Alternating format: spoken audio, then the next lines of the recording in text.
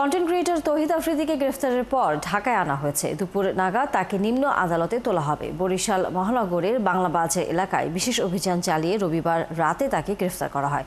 Police জানায়, জুলাই গণঅভ্যুত্থানে রাজধানীর যাত্রাবাড়ী থানার হত্যা মামলার আসামি তৌহিদ আফ্রিদি। মামলায় এজাহারনামায় ১১ নম্বর আসামি জনপ্রিয় এই কন্টেন্টর।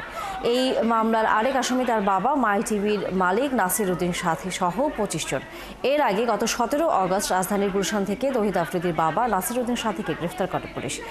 একই মামলায় প্রধান আসামি সাবেক প্রধানমন্ত্রী শেখ হাসিনা, সাবেক সেতুমন্ত্রী ওবায়দুল কাদের এবং পুলিশের সাবেক আইজি আব্দুল আলম।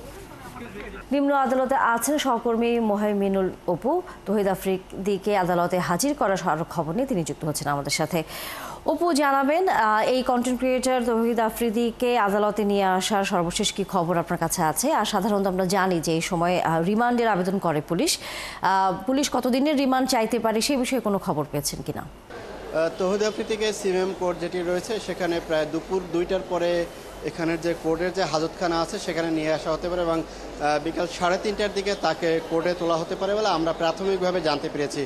তবে জানেন যে গতকাল তৌহিদ আফ্রিদিকে তার দাদার বাড়ি বরিশাল থেকে তাকে আটক করা হয়। তার নামে যাত্রাবাড়ী থানায় একটি হত্যা মামলা রয়েছে। সেই মামলায় তিনি ১১ নম্বর আসামি রয়েছেন। একই মামলায় কিন্তু তার বাবা মাই টিভির চেয়ারম্যান নাসির উদ্দিন সাথী, তিনি কিন্তু ২২ নম্বর আসামি ছিলেন।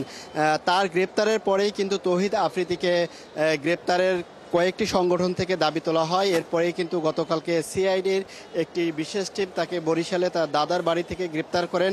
তখন সিআইডির যারা রয়েছেন তারা তার কাছে জানতে চেয়েছিলেন যে তিনি কেন বরিশালে এসেছেন। তখন তিনি বলেছেন যে তার বাবা গ্রেপ্তার রয়েছেন, তার দাদার কবর জিয়ারত করে দোয়া করতে তিনি এখানে এসেছিলেন, এমনটা কিন্তু বলেছেন। তবে পুলিশ থেকে এখন পর্যন্ত কতদিনের রিমান্ড চাইবেন এই বিষয়টি আমরা এখন পাইনি, তবে কিছুক্ষণ পরে হয়তো এটি আমরা জানতে পারবো। তবে দুপুর ২টার পরে তাকে এই সিএমএম চিফ মেট্রোপলিটন ম্যাজিস্ট্রেট যে কোর্ট রয়েছে সেখানটিতে তাকে নিয়ে আসা হতে পারে।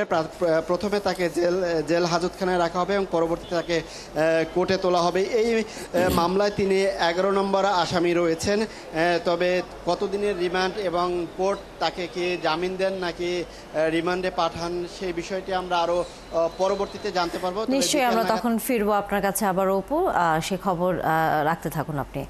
দর্শক, সহকর্মী মোহাইমিনুল অপু আমাদের সাথে এতক্ষণ ছিলেন নিম্ন আদালতের সামনে থেকে।